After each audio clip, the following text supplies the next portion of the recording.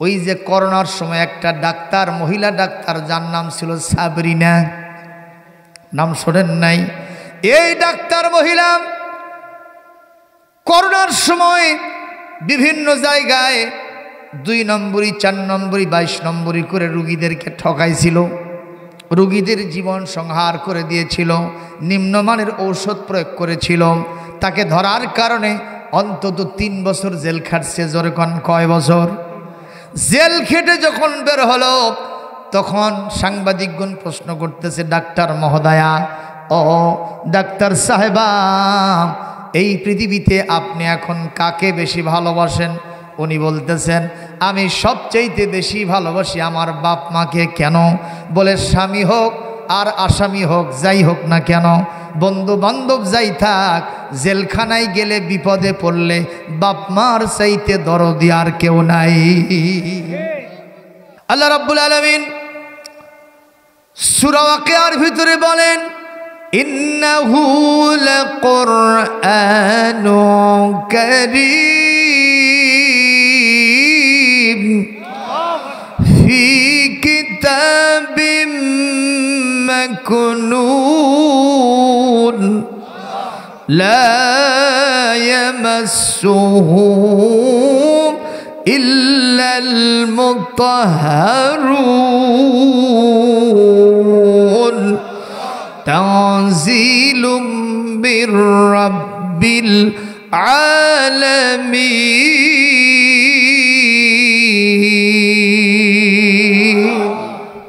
যখন আল্লাহু আকবার।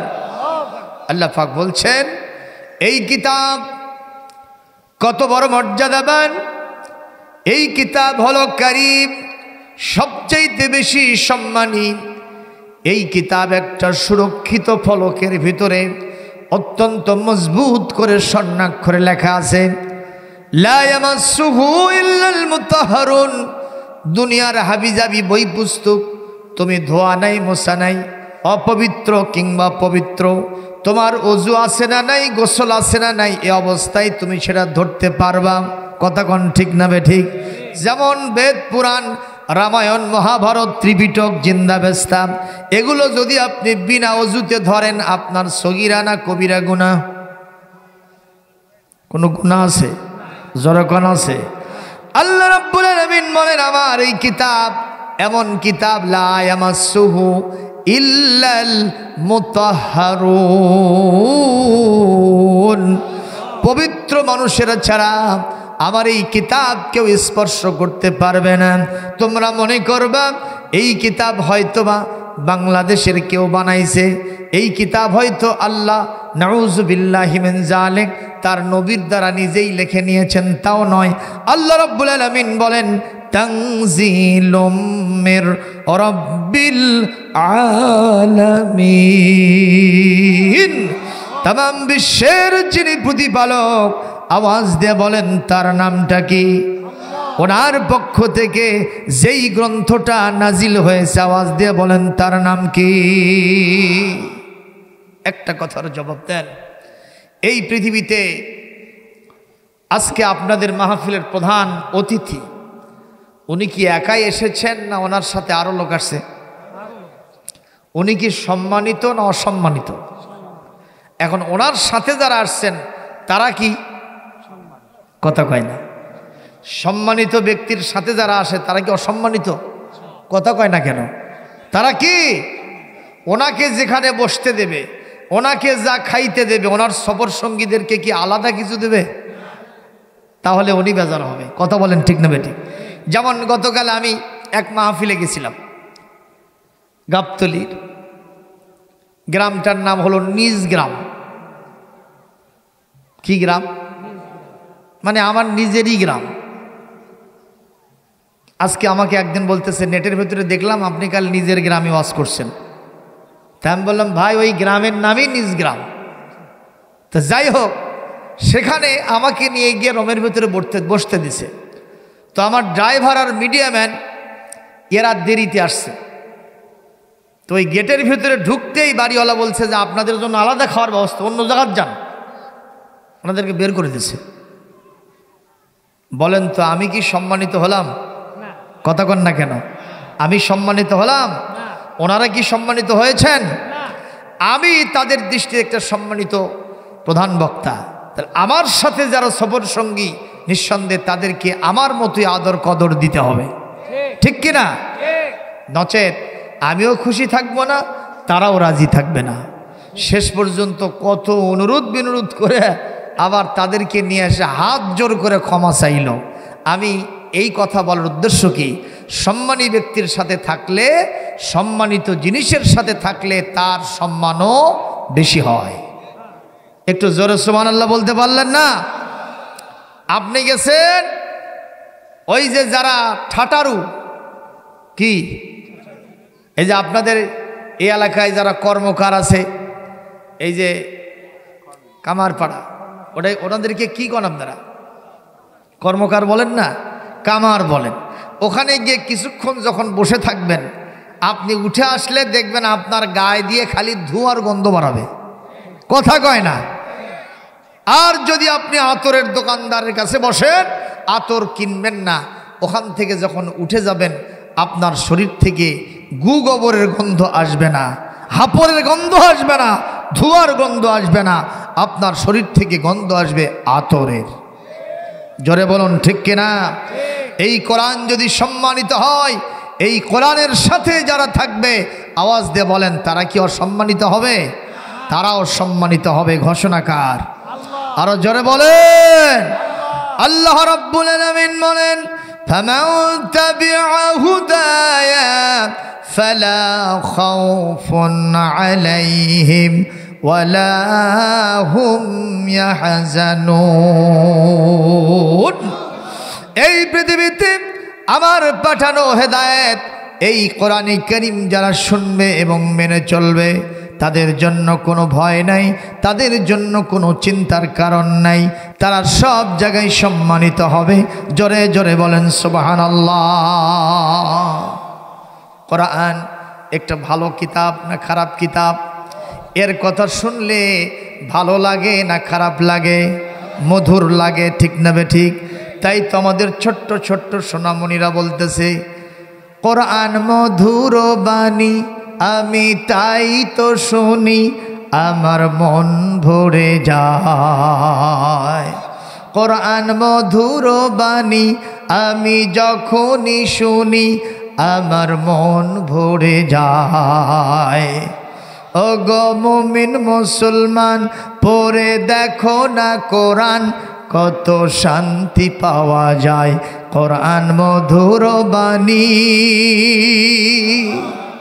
জোরে বলুন ঠিক না ঠিক? সুতরাং সেই কোরআনের কথা শুনতে রাজি আছেন আপনারা? রাজি আছেন? কোরআন শুনতে পারলে কি লাভ হবে? একটু আস্তে করে উদাহরণের মাধ্যমে একটা কথা বলেই আমি সরাসরি যেখান থেকে রিসিট করেছি ওখান থেকে আলোচনা শুরু করে দেব। জোরে বলি ইনশাআল্লাহ। এক লোক তার গাধাকে নিয়ে গেছে বাজারে চিনি কেনার জন্য। জোরে কোন কি কিনতে গেছে? চিনি। মানে এতই কাঞ্জুস মার্কা লোক, ওই অটো ভ্যান অটো রিক্সা ভাড়া দেবে না। 2 মণ ওজনের চিনি কিনা এক চিনির বস্তা ওই গাধার পিঠে উঠাই দিছে, দিয়ে বলছে, গাধারে আমার বাড়িতে যাওয়ার জন্য যে রাস্তা তোরে দেখায়, আমি একটু পরে যাব, তুই তো আমার বাড়ি চিনিস? বলে হ্যাঁ। তো বাড়িতে যাওয়ার জন্য মাঝখানে একটা নদী পাইবা, খবরদার ওই নদীর ভিতরে যেন নামো না, তোমারও সর্বনাশ আমারও সব শেষ, ঠিক নেবে ঠিক কন? তো কাজী নদীর ভিতরে নামবা না, নদীর কিনারা দিয়ে পশ্চিম দিকে 1 কিলোমিটার পিচ ঢালা পথ আছে, আস্তে করে একটা ব্রিজ পাইবা, ওই পাশে নেমে আমার বাড়িটা পেয়ে যাবা। গাধার মালিক কি ভালো বললো না খারাপ বললো? কিন্তু গাধা মনে মনে বলতেছে, তুমি আমার কত উপকারী, প্রমাণ হয়ে গেছে। তুমি নিজে তো এই 2 মণ ওজন তোমার কান্দে নিতে পারতা, তা নিয়ে তুমি আমার পিঠায় উঠায় দিয়েছ। এখন আমি তোমার এই কথা মানবো কি মানবো না সেটা 50-50, আগে কি হয় দেখি। কথা বোঝেন নাই? সম্মানিত ভাইরা, গাধা বহু কষ্টে নদীর কাছে চলে গেছে।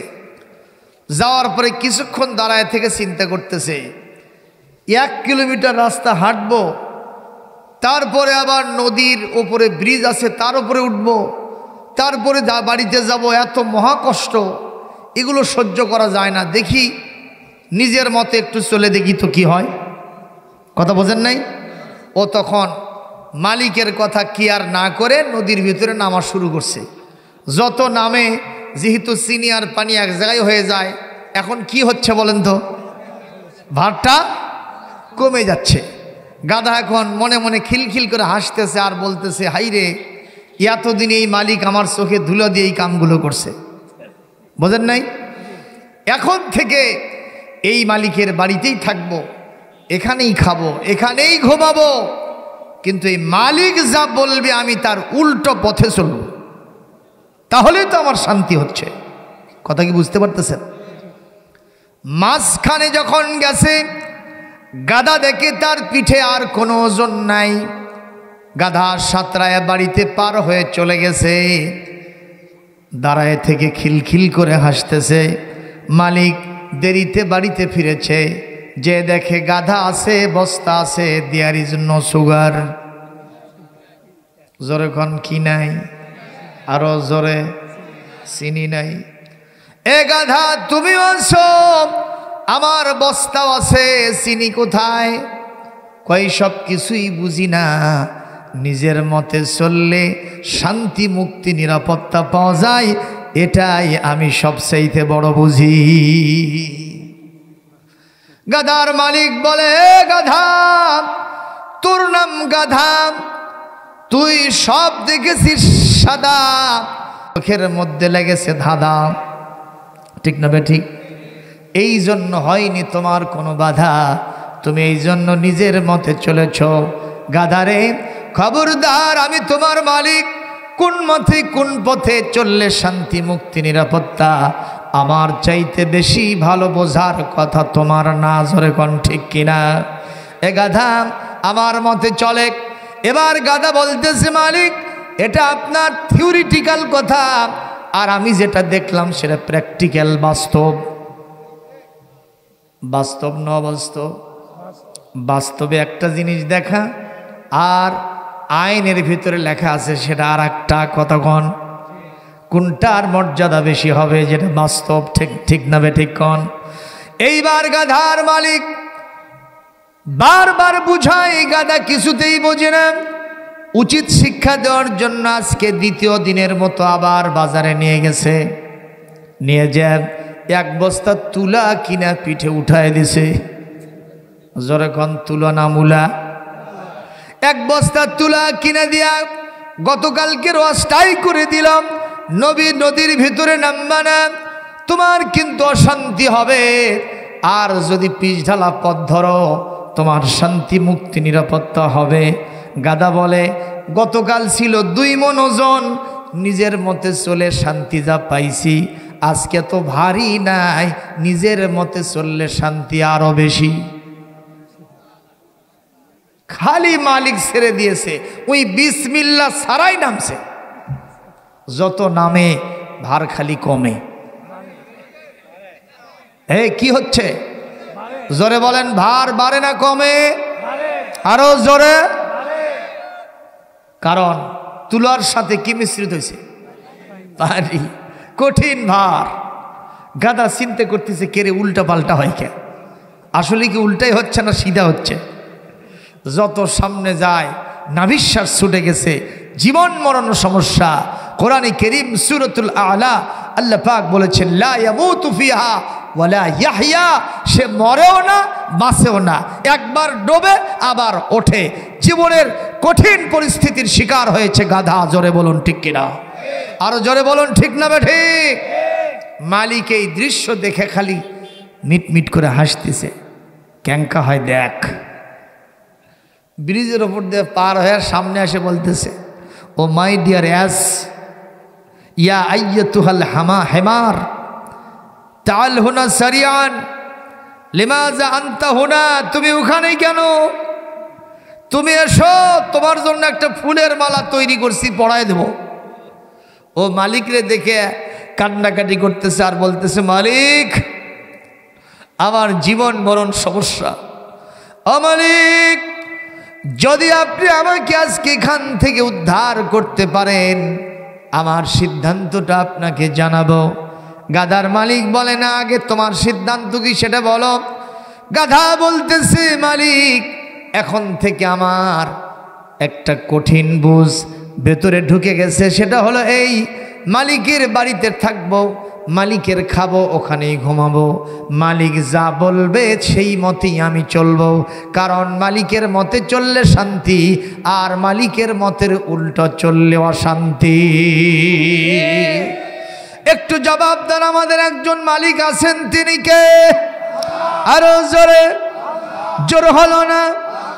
মোহাব্বতে, জিকিরে, ফিকিরে, তকবীরে, স্লোগানে লিল্লাহে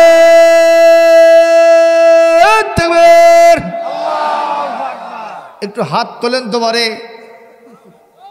কোনো লস নাই, আজকে আলু ঘাটার সাটা আছে। লিল্লাহে তাকবীর। এই দেখেন তো আপনাদের সামনে কেউ হাত তুলছে বাকি আছে নাকি? ওই গ্রুপের লোক, জোরে গণ ঠিক না বে ঠিক? হ্যাঁ হাত তোলেন, আর মুখ খুলবেন, চাপা খোলেন। জীবনে বাঁচে থাকতে চাপা খোলেন, মরে গেলে চাপা আর খোলা যাবে না। জোরে গণ ঠিক না বে ঠিক? এমন স্লোগান দিবেন খড়না ইউনিয়ন যাতে কাঁপে ওঠে। পারা যাবে? নারায়ে তাকবীর, নারায়ে তাকবীর। আল কোরআনের আলো সারা দুনিয়ায় জালো। কোরআন আছে যেখানে, আলেম ওলামা যেখানে, শয়তান আছে যেখানে, শয়তানের কালো হাত গাধা আছে যেখানে, মালিক আছে যেখানে। নারায়ে তাকবীর। পথ আছে না? কোথায় পাওয়া যায়? জোরে বলেন সুবহানাল্লাহ। সেই জন্যই কোরআনের ওয়াজ শুনতে হবে, অন্য কোনো গ্রন্থের ওয়াজ শোনার কোনো সুযোগ নেই।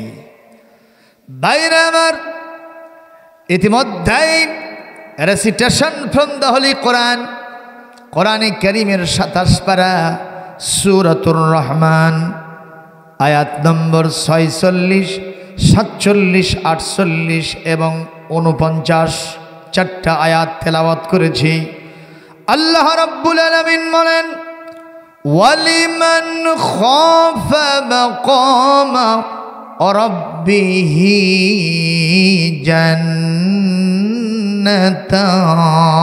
জান্নাতান।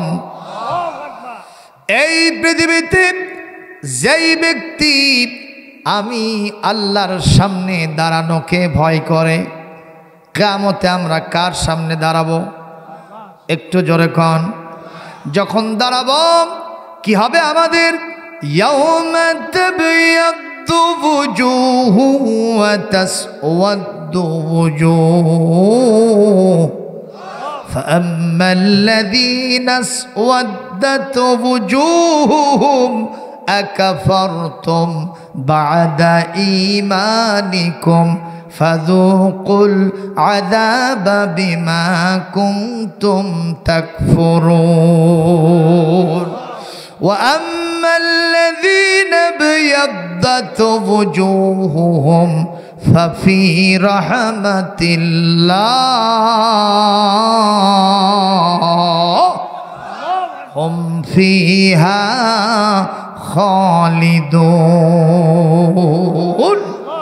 আল্লাহ রাব্বুল আলামিন বলেন, কিয়ামতে যখন মানুষ আল্লাহর সামনে দাঁড়াবেন, মানুষের চেহারা হবে দুই রকম। কথা কোন কয় রকম? কারো চেহারা হবে উজ্জ্বল, সাদা, শুভ্র এবং নুরানি। সুবহানাল্লাহ কোন।